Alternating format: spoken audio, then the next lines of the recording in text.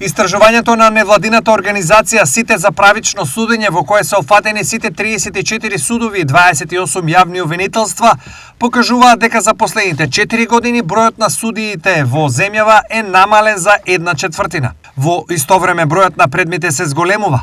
Доколку продолжи ваквата состојба, може да се очекува за 10 години бројот на активни судии да се намали до толку што системот нема да може да функционира или со други зборови ќе колабира.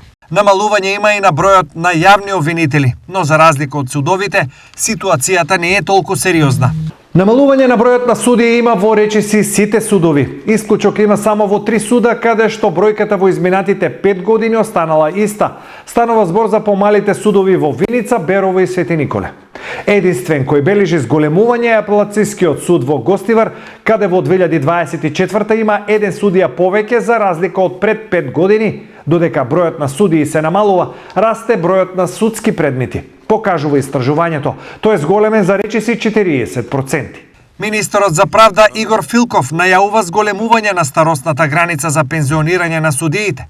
На денешната пресконференција по повод 100 дена влада, Филков појасни дека законското решение ќе мора да се донесе во најскоро време, со оглед дека судството може да се соочи со проблем. Со цел да се овозможи ефикасно работење и навремено решавање на предметите, планираме да се пристапи кон законски измени во однос на границата за пензионирање на судиите и јавните обвинители, од причина што имаме константно намалување на бројот, што се одразува на постапувањето по предмети и изготвување на квалитетни одлуки.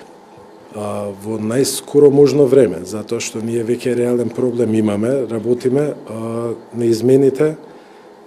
Мислам дека предложената граница ќе биде 67 години.